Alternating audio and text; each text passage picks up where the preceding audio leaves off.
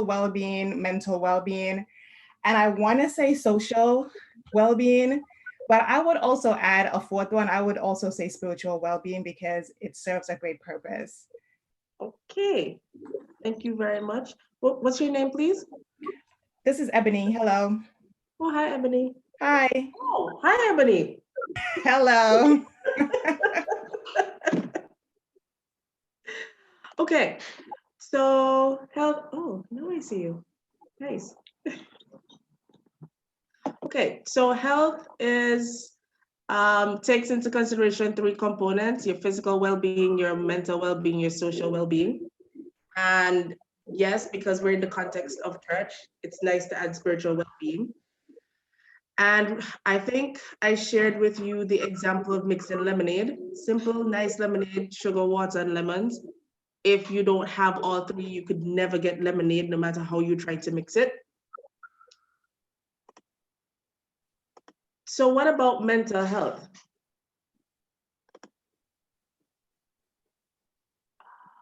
What did I do wrong? Right. Any shots at what mental health actually is? Kimisha, you found your book yet? Yes.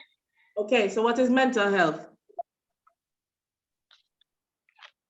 I don't know. I never write down that. I only have health. Okay, so what you had for health? Health is a combination of physical well-being, mental well-being, or emotional and social well-being. Okay, thank you very much. That is absolutely correct. Okay, so any takers on what mental health actually is in your own words?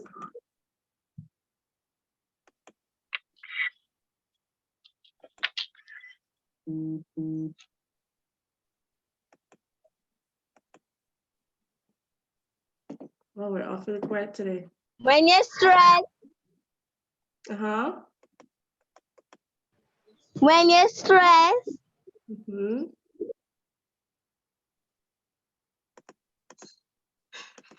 That's it? You finished? Yes, Miss Terri-Ann. Okay, Miss Kimisha. When you're going crazy, too. When you going what?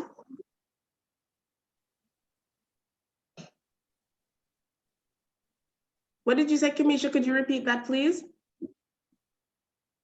When you're going crazy. Ooh, that C word. We don't like that C word, but I understand what you're trying to say. So I think we said in general that mental health takes into consideration many things, and the fact that mental health is an integral part of who you are, and it's important from in every stage of your life, from childhood to adulthood, and it has to do with your ability to cope mechanisms with the normal stresses of life, your ability to perform your everyday tasks, your relationship, so your relationship with yourself and your relationship with others, and how productive you can be. What contribution you can make to your community and to the nation as a whole.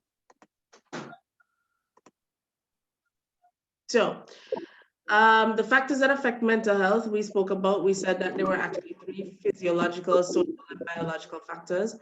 With the psychological factors had to do with significant life changes, losing a loved one, social changes, sudden loss of income, so a change in your social status, and it takes into consideration as well how you're able to live. So are you living in a home that's fairly secure with a roof, the windows in? Is the size adequate for the number of people who live in there? Do you have a bed? And then there are biological factors. So it runs in families. How are you eating? What's your nutrition like? Your vitamins, whether or not you're using drugs at all, and accidents. Okay, so there's some other definitions that we need to know today.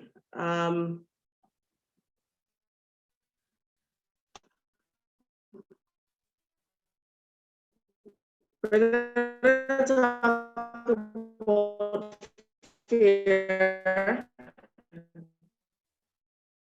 Fear is your emotional response to an immediate threat and is more associated with a fight this out or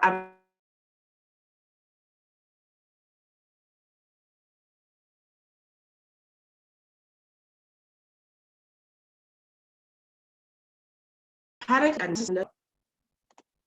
and phobia is an intense fear of or an aversion to specific objects or situations.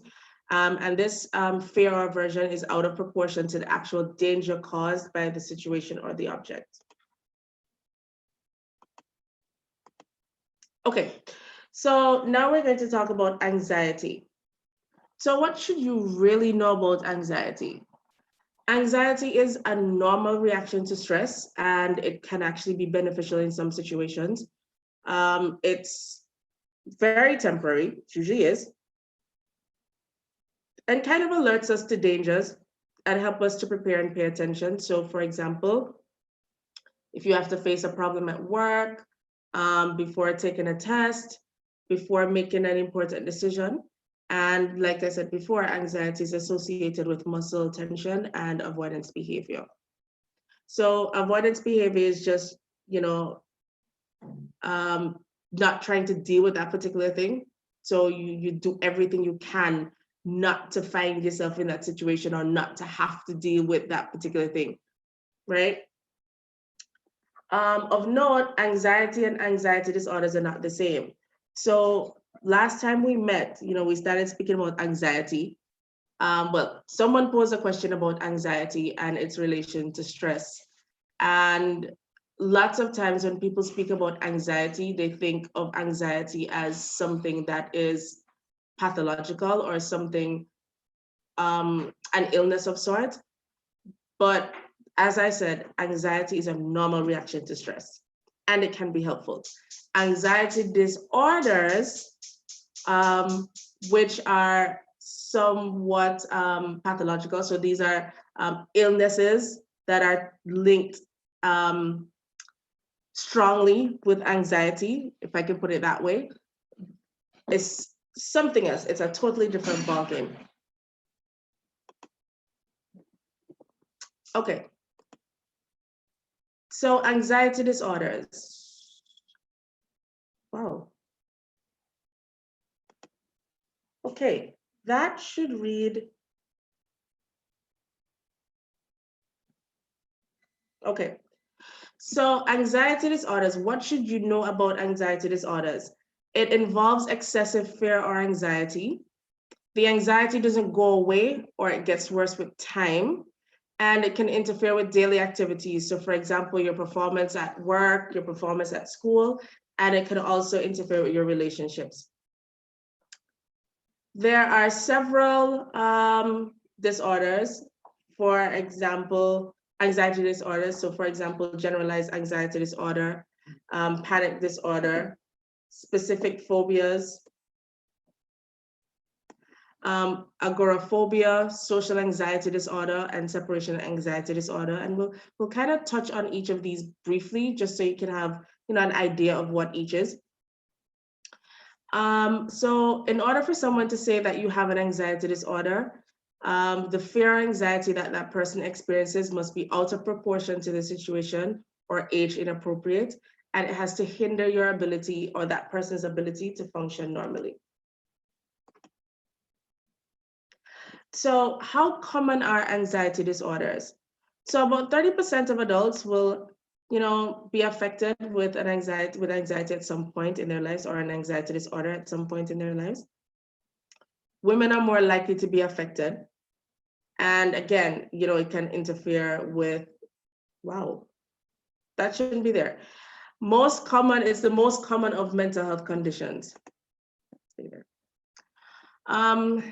In the US, in any given year, the estimated percent of adults with various anxiety disorders are specific phobias, 7 to 9%, social anxiety disorder, 7%, panic disorder, 2 to 3%, agoraphobia, 2%, generalized anxiety disorder, 2%, and separation anxiety, 1 to 2%. if we're going to look at it from the global context, you would see here that there are 4 regions represented: the African region, the Eastern Mediterranean region, European region, region of the Americas, Southeast Asia region, and the Western Pacific region. And these are just the regions that the WHO, it's like a classification of the regions in which WHO does its work. So according to them, about 264 million people suffer with anxiety disorders, right? That's about 3.4% of the world's population. The regions of the Americas is where we find ourselves, as Caribbean and Latin America and North America. There are about 57.22 million people affected, which accounts to about 21% of the total number of persons who have anxiety disorders. So what are the risk factors associated with the anxiety disorders? There are genetic and environmental factors. So genetic, again, like we said before, it runs in your family. And environmental factors would be things outside of your body itself that could, cause the particular illness. Another risk factor is temperamental traits of shyness or behavioral inhibition in childhood, exposure to stressful and negative life or environmental events in early childhood or adulthood, family history of anxiety or other mental illnesses, some physical conditions. So for example, if your thyroid is affected, if you have arrhythmias, heart arrhythmias, so that's just your heart not beating regularly, so the rhythm is off. Excessive use of caffeine and some medication can cause anxiety disorder. So we're going to talk about each of a few types of anxiety disorders one by one, what they look like, so how you'd be able to recognize them. So generalized anxiety disorder is excessive anxiety or worry about a number of things. So these people tend to worry about their personal health, work, social interactions, everyday life. It's like any and everything you can think about, that person would worry about. And so this excessive anxiety or worry has to be most days of the week for at least 6 months. Another symptom is feeling restless or on edge, being easily tired, difficulty concentrating, or like your mind just going blank, irritability, muscle tension, difficulty controlling feelings of worry, and sleep problems. So this person can have difficulty falling asleep or staying asleep, or restlessness or an unsatisfying sleep. Panic disorders are recurrent, unexpected panic attacks, which can occur unexpectedly or be brought on by a trigger, such as a feared situation or object. So in a panic disorders, these persons usually have symptoms of panic attacks. So heart palpitations, so your heart is beating really fast, really quickly. You can have sweating, trembling, shaking. This person can feel like they're short of breath, or choking, or being smothered, feelings of impending doom. So something bad is going to happen to me, like right now, it's going to be really horrible, and feelings of being out of control. People with panic disorders, they tend to worry about what's going to happen next. And so it's mentally and actively, they try to, prevent future attacks. So there's the avoidance behavior. So they avoid going to places or situations that they associate with panic attacks. And the worry that these people have and the amount of time they spend worrying can cause significant problems in their life. So they could also develop agoraphobia, which we will actually speak about later. Okay, So phobias in general are irrational or excessive worry about encountering a feared object or situation. And so what this person would do is try to avoid that situation or that object at all cost, all cost. They could have immediate intense anxiety when they encounter, the object or the situation that they're fearful of. And if they can't get out of it, so they have to be around the object or they have to be in the situation, they undergo such intense anxiety that it's very difficult for them. One particular type of phobia is called specific phobias, and they used to be called simple phobias. So this is like an intense fear or intense anxiety about specific types of objects or situations. So for example, the fear of flying, the fear of heights, the fear of needles. So you're afraid of getting injections, fear of blood, or fear of specific animals. So for example, snakes, spiders, dogs. Social anxiety disorder, that used to be known as social phobia. It's characterized by general intense fear of or anxiety towards social or performance situations. And these people are very worried of being judged, how people would see their actions. And so this leads to embarrassment. And of course, they're gonna avoid social situations. Agoraphobia is characterized by an intense fear of two or more of the following situations. So the fear of using public transport, being in open spaces, being in enclosed spaces, standing in line or being in a crowd, or being outside of the home alone. And of course, as seems to be the trend, these people are going to avoid the situation, right? So they're going to avoid it because they think if they somehow encounter that particular situation or that particular fear, it's going to be very, very, very difficult. It may be very difficult for them to leave or virtually impossible for them to leave. And they may have like panic attack like symptoms, and they may be very embarrassed about that. In the most severe form of agoraphobia, person just does not want to leave home. Separation anxiety disorders. So that's a normal stage of development in toddlers and infants.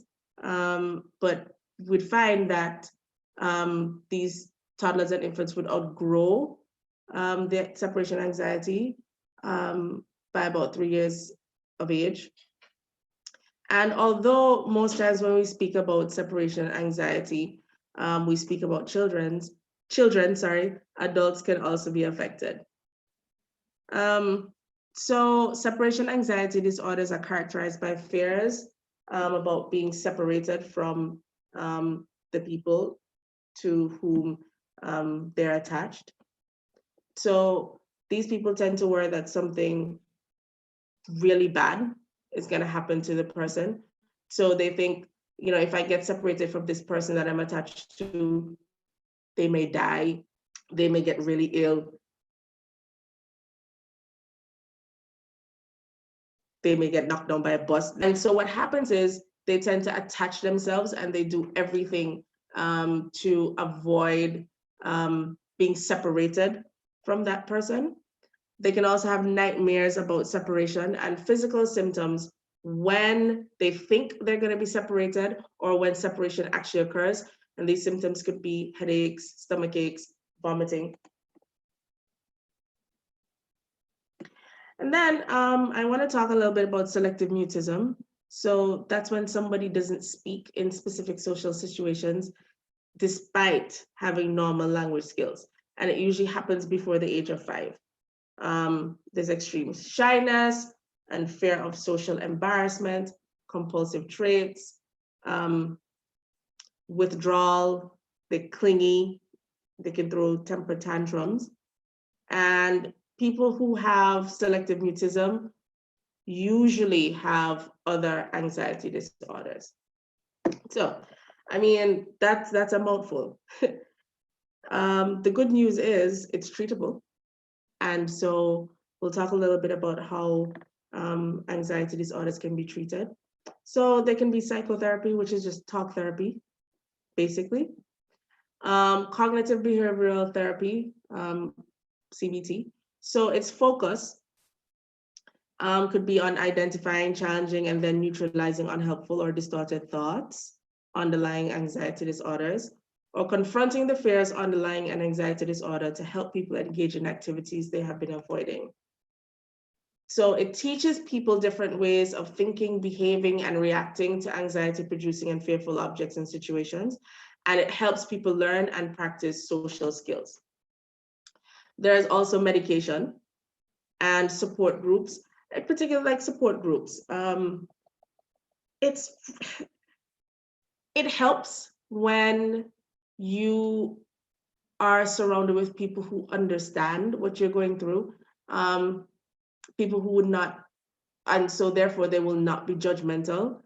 And these are people who may have been able to overcome to a certain degree some of the challenges that you have and are able to help you and support you through it. And more often than not would be a lot more patient and understanding than other people.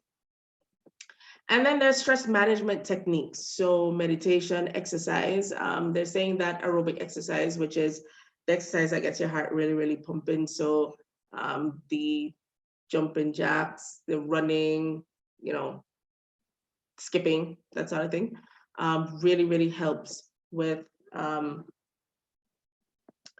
anxiety disorders. And finally, again, where can you get help? From all the community clinics,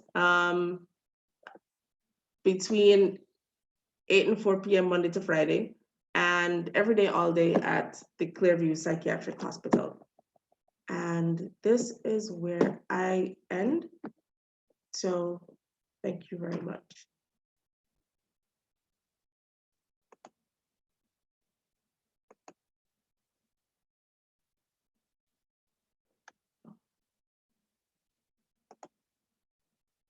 Okay.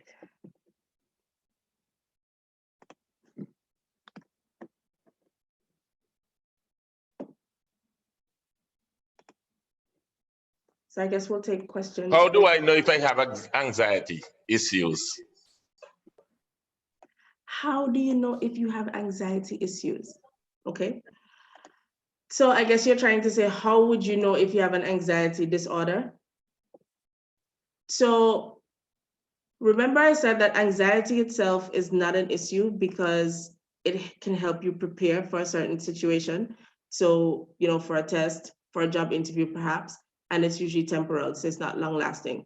If that anxiety becomes worse, or if this anxiety does not go away, and if it is clearly out of proportion to whatever situation it is, and if you are unable to function normally, that is when you would know for sure that you have anxiety issues, to put it your way. Apart from the specifics with all the other symptoms that I would have said, the anxiety or the fear has to be disproportional to the situation, and it has to be able to impede or hinder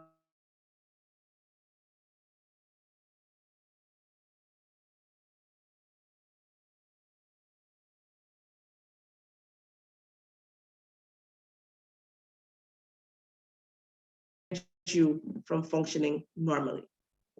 Yeah. Okay, good afternoon, doctor. Hello. Hi, I just want to ask a question and then make a statement. Well, two questions. What's the difference between anxiety and depression? Or if anxiety is a result of depression? Secondly, would I just pinpoint one of the signs to determine I'm anxious or I'm suffering from anxiety? Or what percentage of the signs would I use to determine that I have it? And then I'll make a statement. I remember when my mom left she migrated to the States, and I was so happy because, you know, as children, you want a break from your parents. But what I realized that I start getting real sick.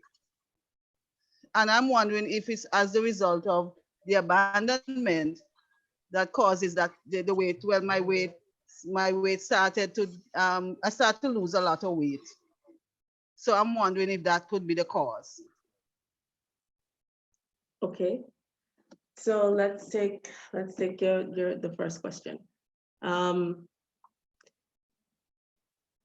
What's the difference between anxiety and depression? Was that your first question? Do I have that right? Yes, that was the first question. Right. So, like I said, anxiety, again, anxiety itself is not bad. For you to talk about something bad, you have to add disorder after it. Okay? So for us to determine that you have an anxiety disorder, there are lots of things we have to take into consideration. One, you have to look at what the fear actually is. Good. After we've identified what the fear is, for us to say that you have an anxiety disorder, it has to be disproportionate to the actual situation or fear. So, and it has to be able to hinder your ability to function normally. So, for example, for me to say that I have a fear of flying,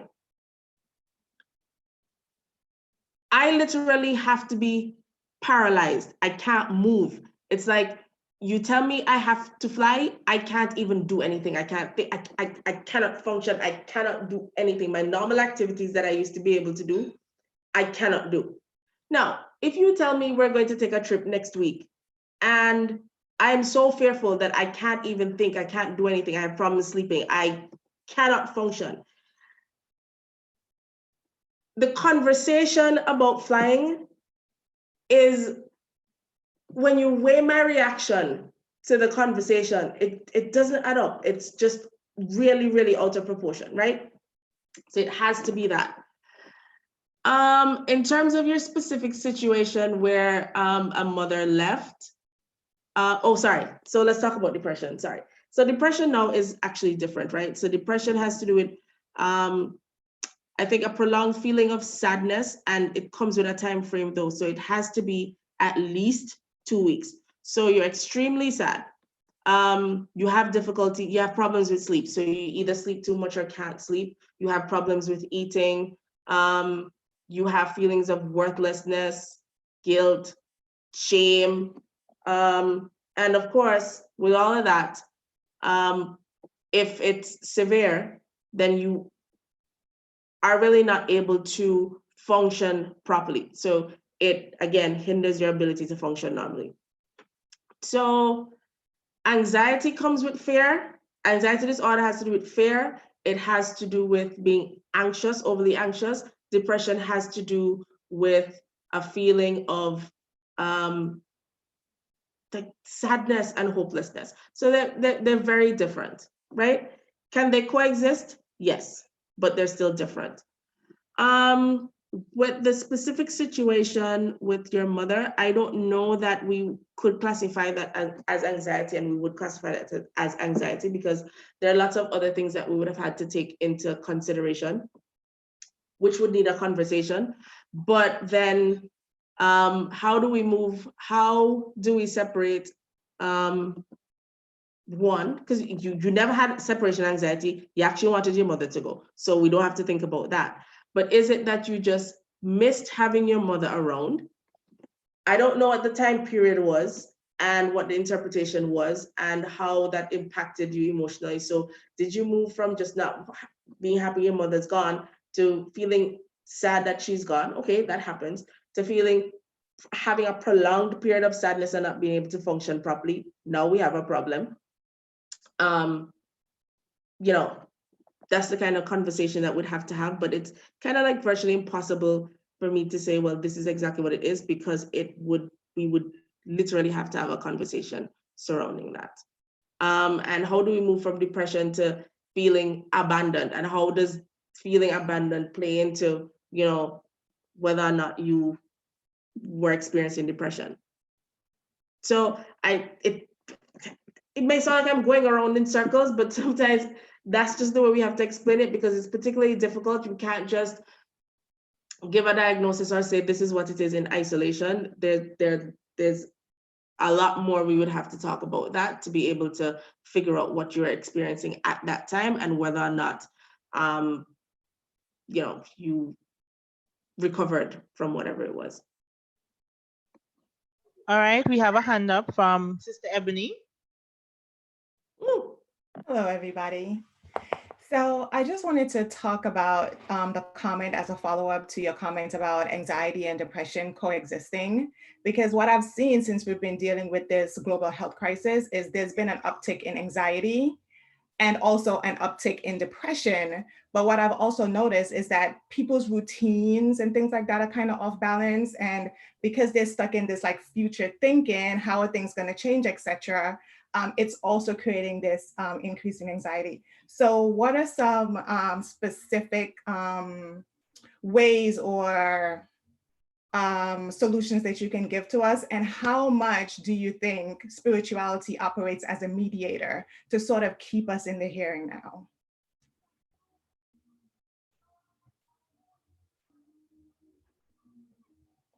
Is it me freezing? Where's that? And then I will add their comments.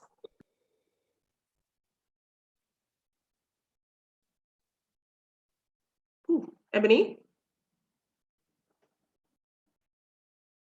You're muted. I lost connection when, okay. as soon as I was done asking my question. Right. So I said, thank you for your question. I'm going to ask you to answer that question for us. And then I'm going to add to your comments.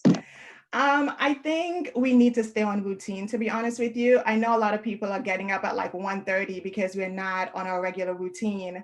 And then that also leads into depression because now we're like, oh my goodness, my day is done. You know, I'm being lazy. What am I going to do? And then it creates this sort of vicious cycle that we can't get out of. For me personally, I think when we hear about like meditation and things like that, we get sort of spooked out because it's generally not in alignment with our Christianity. But I feel like the Bible talks about meditating on scripture. It keeps us present. It talks about not worrying about tomorrow, but I feel like it's more than just taking our cares to God. I think we have to do a little bit extra, like just sitting with God, figuring out what God has in store for us. You know, what is he telling us about this scripture and things like that. I think exercise is a great way. And even if we're inside, there's so many things. We could YouTube it, we can download apps, we could use Headspace, we could make it, even if we're doing meditation, we could make it kind of unique to us and what we want to achieve from it. So those are some of my thoughts, but I wanted to hear the professional response, like the medical doctor response. Oh no, but we did get a professional response. Thank you. Okay, so this is what I'll say, just to add to what you said, because everything you said was spot on and really, really correct. And I think you're speaking in the context of what's happening now, right? So yes, there is, like you said, an increase in anxiety, an increase in maybe depression or sadness, because then again, the time factor comes into play, you know, like for us on our end, because a lot of people use the term loosely. I'm just feeling so depressed. Yeah. And what they really want to say is, oh my gosh, I just feel so sad. It's just, I just don't feel good, right? So, I mean, it's different in terms of our context as professionals, as opposed to the vernacular, you know, and how people use the words. So I would say this, how do we deal with it? Back to the Serenity's prayer. So controlling your controllables. Yes, which is what I like to say. If you're confronted with something, stop, think about it and process it. Process what's happening, process your feelings. This is what's happening. This is how I'm feeling. Is my reaction right? And then how can this change? What needs to happen for this to change? after you've listed that, okay, from this list, how many of these things are actually within my own power? How many of these things can I actually change? When you figure that out, and you focus systematically, and it has to be systematic, and it also has to be realistic. So you have a realistic and systematic approach to changing those things that you can. So now, what can I change now? Okay, I may not be able, I can't go outside. Okay, fine. So I'm stuck inside, I can't change that. Well, I can't come out the confines of my yard. What can I change? I can come outside, I can go outside of my house. So now I can go on the perimeters of my property, right? What can I do? I could find things to keep myself engaged. I could probably start gardening. I could pick up an old hobby. And I think before I continue, it goes back to a change in perspective, because everything that happens is not necessarily bad, and it may not necessarily be good. There's good and bad wrapped up in everything. Extract the good.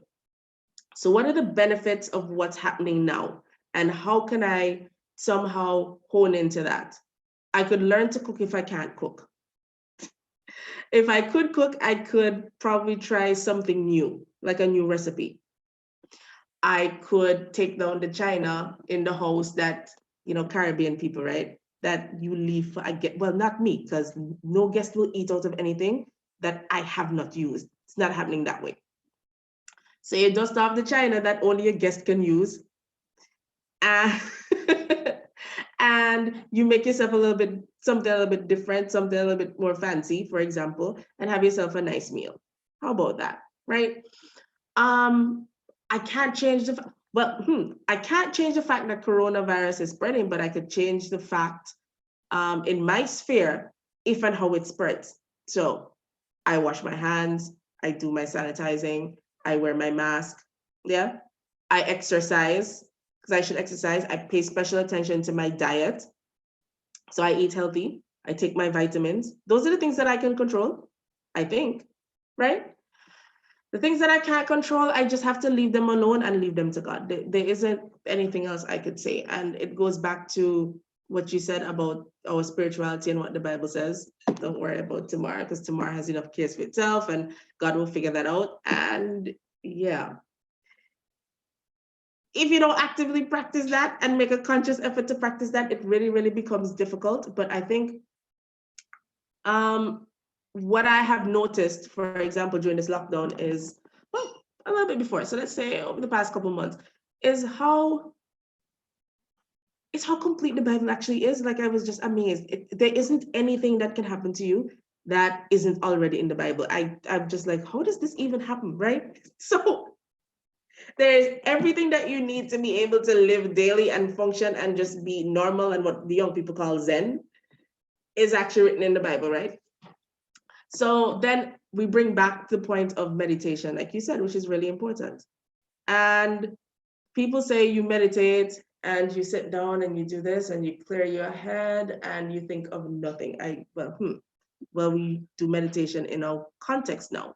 So you sit and you take the time and you say, well, for example, Lord, I am here. What do you have to say to me today? So technically speaking, you would have cleared your mind and you're not thinking of anything, but you are actively allowing the Spirit to downpour, right? So that's, I don't know. I think those are some of the things we actually can do. And you know what? Again, have the positive outlook, because it's not gonna last forever. I mean, if this didn't happen, some of us would have never known that the Spanish flu happened in 1918 and it's done. So this has to end as well, right? So change your perspective, have a positive outlook. So again, yes, there's an increase in anxiety. Not for some, the disorder can appear, so you can have anxiety disorder. there is an increase in sadness. And for some, yes, they may experience depression. But again, if we're going to look at it in our context, and for us, you just do the things that you can to help you relieve stress. And you know what? You actually, how do I say this? You actually go back to the mechanisms to cope that you used to use before, those that work for you. And I think a lot of the times people don't realize some of the things they used to do were coping mechanisms and they actually helped. So it's good to go back to them. Outside of that, when you're feeling overwhelmed, so you tap into friends and family, and so that's your biological family, your church family as well, and people who can actually give you support when you're not feeling so good. So I don't know if that answers your question. Yes, it does. Thank you. Hello? Yes. Well, Yes, is it possible for you to elaborate on the point that speaks about affecting your speech from a child? So what happens is, let's just say a child actually can speak, but when they are in a particular situation, they actually don't, they refuse to speak. So for example, let's just say a scenario where this child would have been sexually abused by, let's say, a family friend, and they're okay and they're all in the social gathering, but when the family friend is around, they say absolutely nothing. They say nothing, zip, nothing. You can't get them to speak. That is an example of selective mutism, which is what I believe you're asking. Okay, I'll use an example. There's a child that would normally communicate with her siblings and parents, but when she goes into public, she can't speak, or she speaks and she actually trips over her words. But is that as a result of being fearful that whatever the person she says to the person might not be right, or it might not come out right? Is that possible? Yeah, it actually is possible. Or that child could just be very, very, very, very shy, or like you said, be afraid that what they say is not going to be right, and then they may get embarrassed. So yes. Yeah, because that can also be because of how they're treated in the home. It can be a situation. Let me say, I'm speaking about myself. Let me be honest. It could be a situation that that you could be, because I was teased at home, okay, and I would be able to muster up the courage when I'm home. But when I go out into public, I'm afraid to speak because I am afraid of the same criticism. And even when I became a Christian, I try to shy away from speaking. But I can tell individuals, when you give God a chance in your life and you tell him all that you're going through, that he can help you through it. So as I said, I've experienced it, so I just want to just pinpoint it to see if it's as a result of that. Wow. Yeah. I'm particularly happy that we're having this conversation, or the conversation around mental health, I guess for the last 3 weeks, because there are lots of things that in the church we really don't talk about that we really should. And perhaps if we have these conversations, there are people who would be able to get help, one, period, because some of us need help and haven't gotten it. And some of us would be able to get help sooner rather than later. Wow. So thank you for sharing. Wow. Thanks for sharing.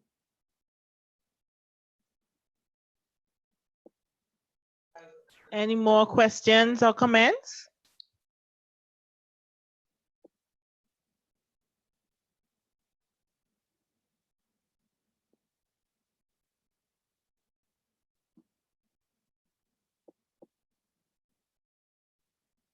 Okay.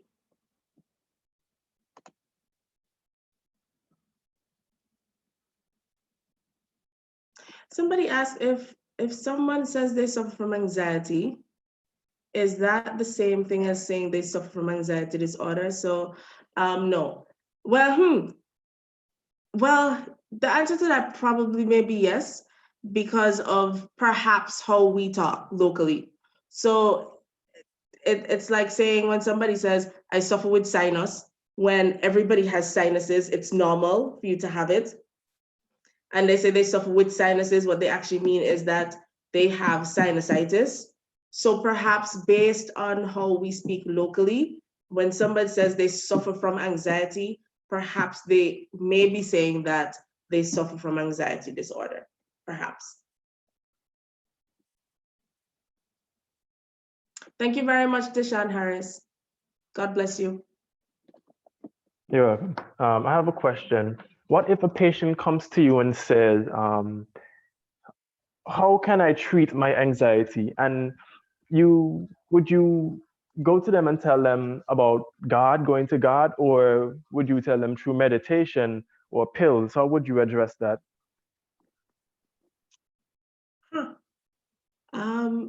Let me ask you something, Nishan. This person is a Christian and goes to my church, or this is somebody I don't know? That is a good question. So basically from there, then you would have to form a conversation to see where that person is.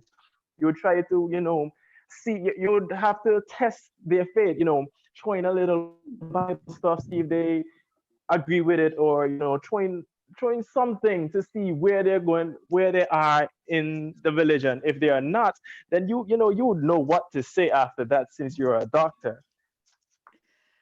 So one of the reasons I asked is if this is somebody I don't know or somebody who goes to my church, because it actually would differ. So sadly, they tell us religion and medicine don't mix. And so when persons come to you, you don't push Christianity on them. You ask them about, if in the conversation, what are their religious views, and based on what they tell you, you would have to respect that. For us, deciding how we're going to manage that is based on the conversation and based on the information we are able to gather, how severe the anxiety disorder is, and what methods we need to have or to use, sorry.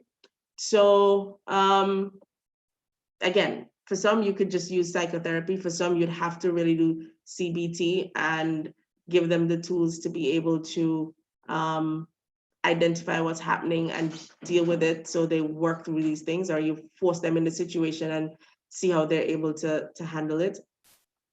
Or you may opt to give them medication. And of course, there are other things. So, the things that relieve stress. And we say meditation and leave it up to the person to decide what that is going to look like for them. So for, a person who is not very much into spirituality and may not even be a Christian, meditation looks like sitting down half hour with your legs folded and your hands like this. And you close your eyes, you take a deep breath, and you just think of nothing, and you just exist and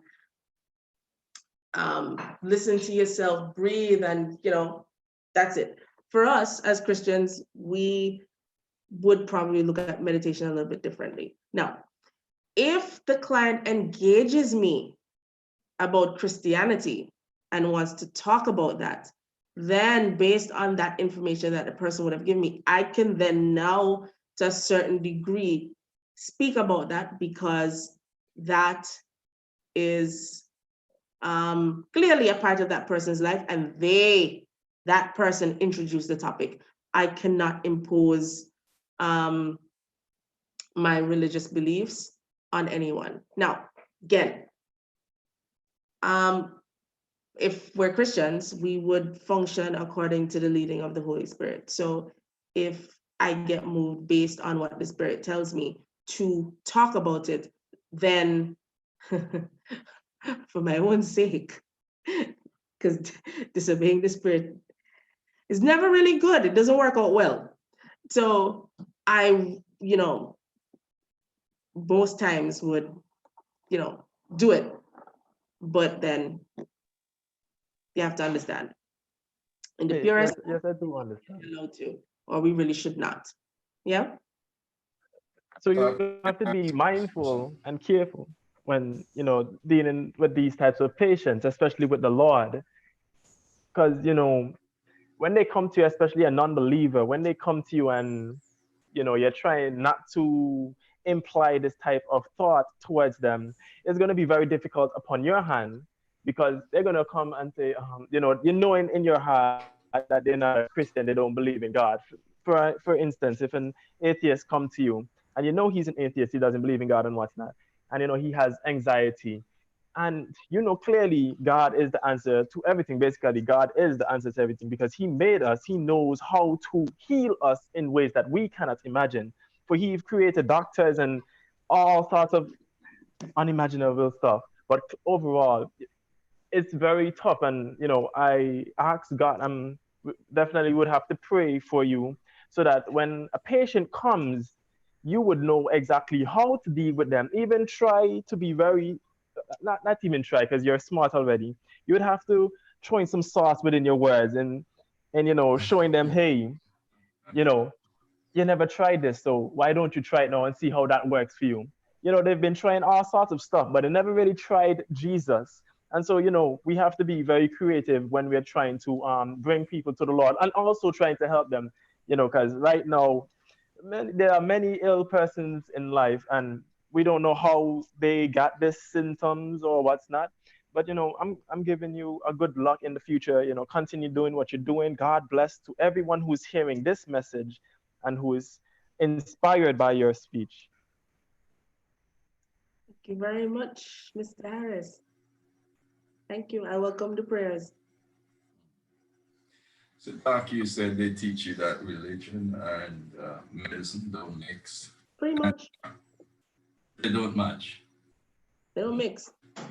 So that must be a tension that you operate with every day, huh? If you're a Christian, right? That must be a real pressure on you. Pressure on me? Yeah. So what has been your experience?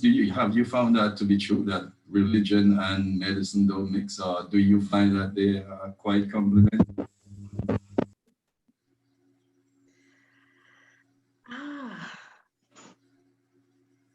So if you look at it, there wouldn't be sickness.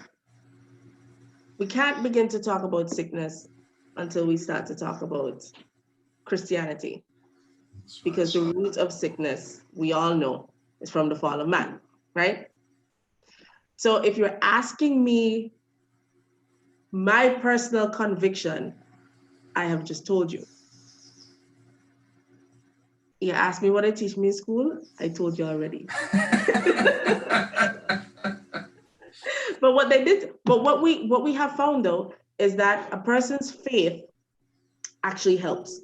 So strangely enough, right? So they say based on a person's faith is an integral part of a person's recovery.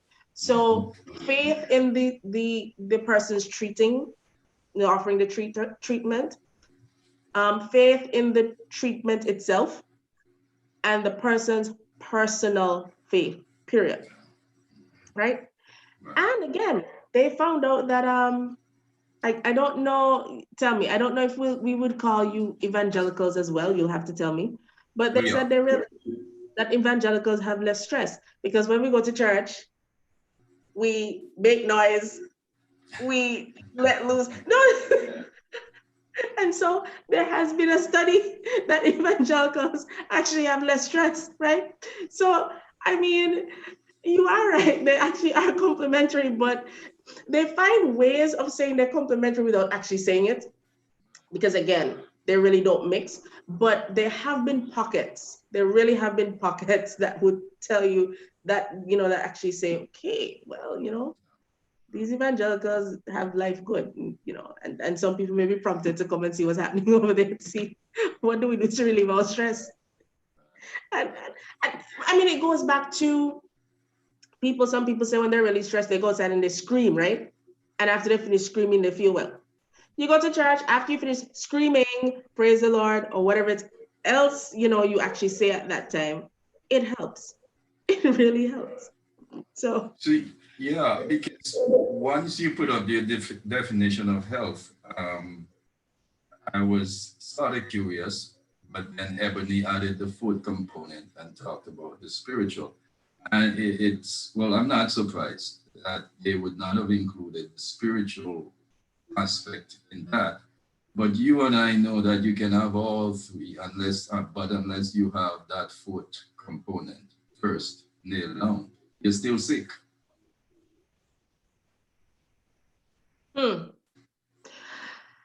Pretty much. Yeah, I have to agree. I agree. But then, again, I have to be always very cautious because you just never know. And someone may log in, and that's why I'm very happy when people ask questions about the spirituality or bring it up.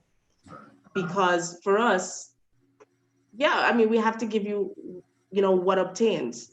And again, it goes back to them saying that you have to really respect everyone's beliefs, because what if someone comes and somebody who logs in, doesn't share our faith? Then I would have possibly offended them, and then the information that they need, they really wouldn't get. So it can be sticky, but again, for me, even with personal practice, I just rely on the Holy Spirit. And if I'm told to have this conversation, I have learned by now not to disobey, because it doesn't end well. But I understand Deshaun when he says that he prays for you, because obviously it's a very, very unique situation. But I asked that question in the context of what we're currently studying in our Sabbath school. Today we are studying creation, Genesis, the foundation. And we are learning that understanding creation, how we got here, why we're here, and stuff like that, is the beginning of all knowledge. And I find that, real science, the movement is to try to make us think that there is a disconnect between true science and religion. And the evidence is showing you clearly that there is not, because science simply explains to you what is there. Religion, it is that you why it is there.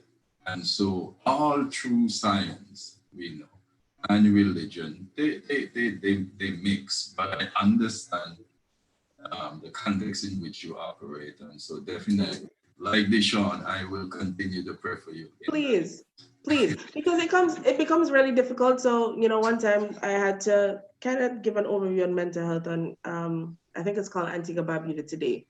In context of the COVID-19 and what we could do to cope. So there comes the issue of the spiritual part. And so I have to navigate and say, your faith. And then I say, Antigua is considered a Christian society. So I already have my way out. Because if our religion is Christian, that's my diplomatic way out, right? But then, and I said, you have to know your faith and your spirituality, and whatever it is, you tap into that. But it really becomes difficult because you're not to. I mean, look at the society we live in now. You have to ask people that look like me, what do I identify as? So things are changing so much, and you have to keep your ground as a Christian, because there's some things I do not compromise with. It's not going to happen. Don't ask me to. It's not going to happen, right? But then you have to somehow find a balance between caring for somebody and doing so without imposing your own personal beliefs. And I think that's where they want us to get. And that's why I keep saying it, based on what the Spirit tells me, that is how I will operate. To operate on what the Holy Spirit says. And right, if, of course, someone brings up the conversation. Yeah. Thank you, Doc. We have a hand up by Chrissy and Ebony. So it's Chrissy first and Ebony. Okay, good afternoon, everyone. I have a scenario.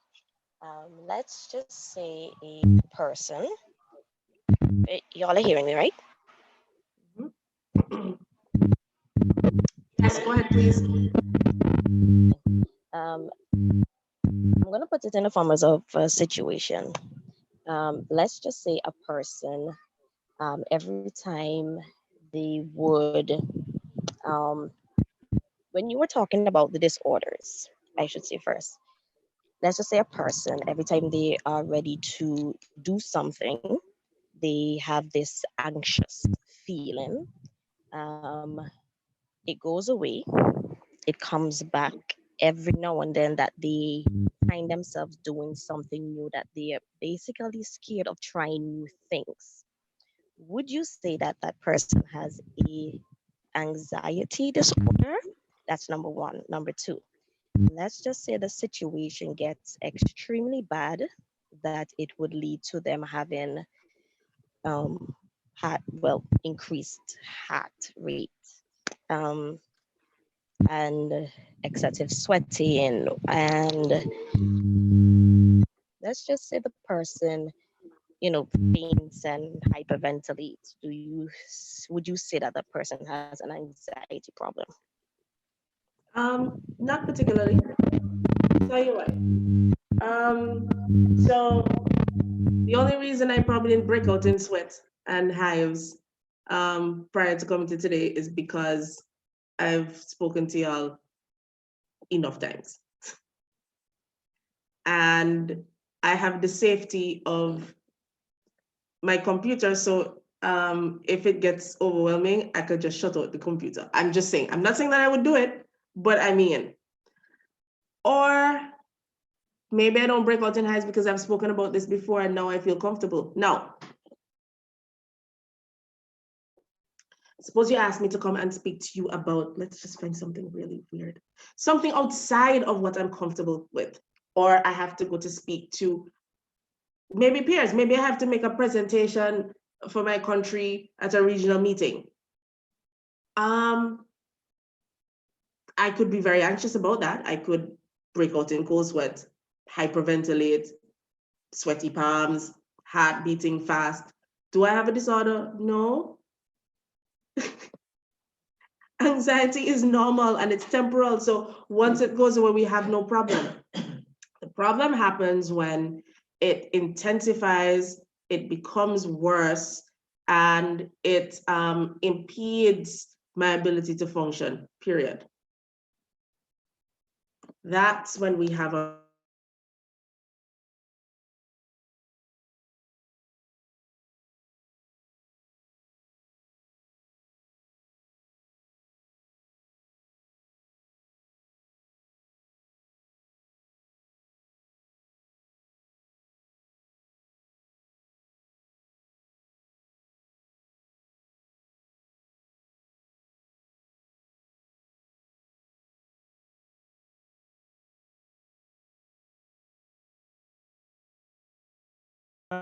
Our presenter seems to be having some technical difficulties, so we'll just hold up for a while until the internet comes back.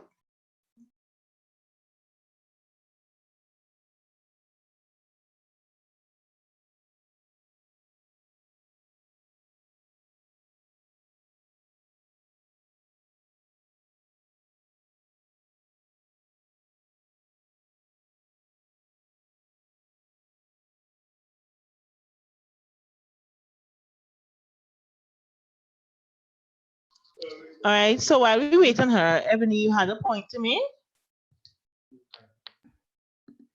Yeah, I was just going to comment on the spirituality part of it. So I think I had put it in the chat, but I think in our context, spirituality obviously means Christianity. But I think when you're operating with people, and I wish the doctor was here to hear this, when we're operating in the bigger world. She's back.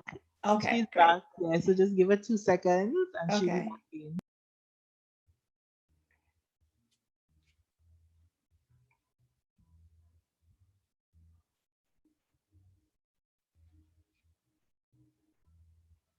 She's in, so you can start again. Okay, so I wanted to comment on the spirituality aspect of our conversation. And I was saying that within our context, spirituality means Christianity, but in the bigger world, when you're operating with people, it takes on a much broader definition. And so when clients come in, I don't think the issue is whether they're Christian or not, but what other techniques can we give to those clients? It doesn't, like, if a client is not Christian, I'm not going to say go to Psalm 91, but there might be other mindfulness techniques that might apply to this particular person. So then it doesn't turn into this tense debacle as to, you know, what am I going to do with this person? Or how is that going to affect me being a Christian clinician, if that makes any sense or brings any type of clarity. All right, Dr. Joseph, you can take over again. Right. What was I saying?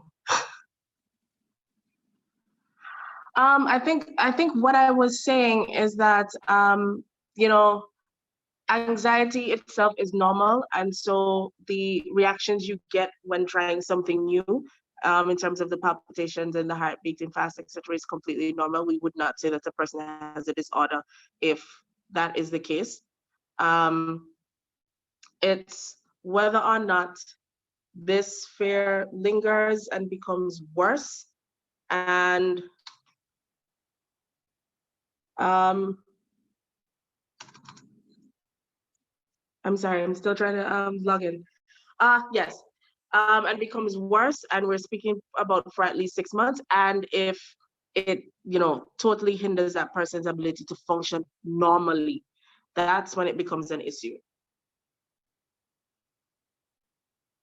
Okay. And I think what I started to say was that it becomes difficult to speak about these things in isolation and hypothetically, because I mean, there are lots of other questions that we would need to ask before we even come up with a diagnosis and decide if this thing is just simple anxiety or if it's way worse than that. So, but I could tell you, for me, if I have a speaking engagement, if it's probably a new group, I can get a little anxious. If I'm asked to do something that's unfamiliar, I do get anxious. So it's pretty normal to a certain degree to have anxiety and some symptoms of anxiety prior. Now, chances are, because it happens one-off, you can actually have a full-blown panic disorder. It happens, but that does not, panic attacks, but that does not say that you have a disorder. Again, time is a factor, and your ability to function normally also is a factor. All right, I'm not sure if Ebony has something else to say because I see her hand is still up. Oh no, I had already made my point regarding spirituality. All right, no problem. So Deshawn is next.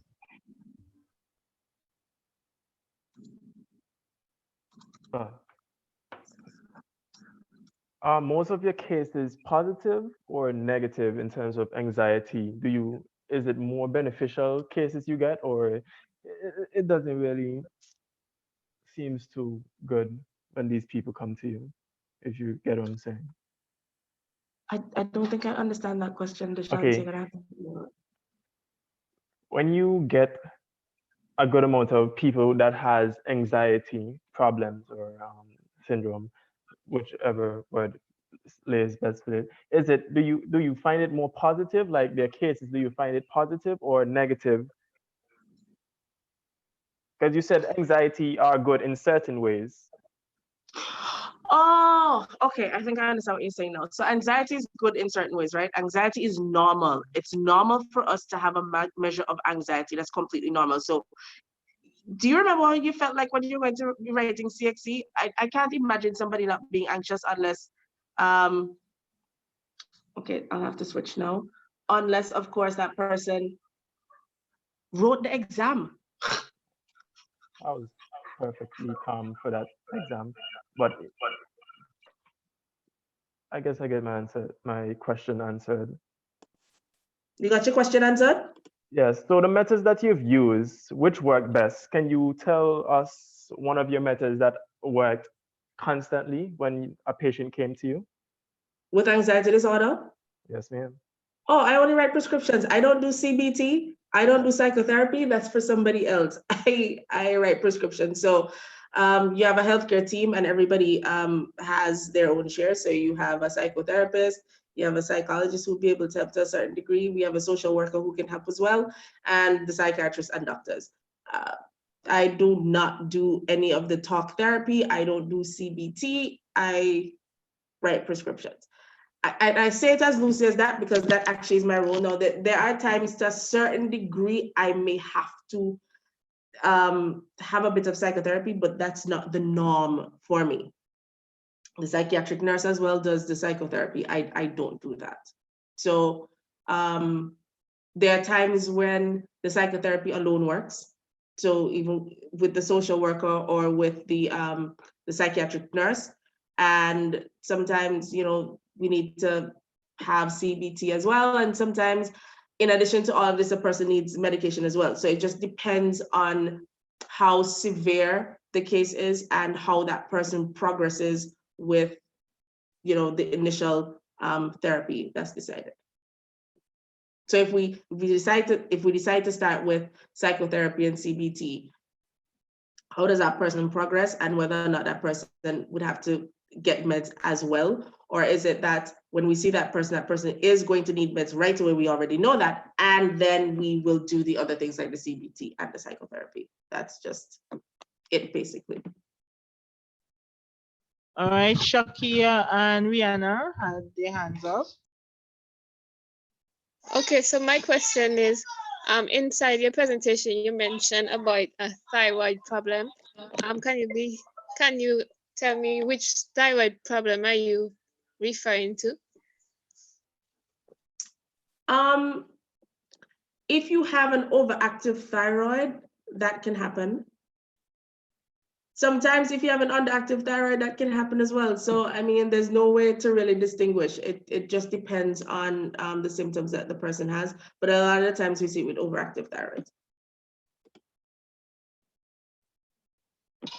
Okay, thank you.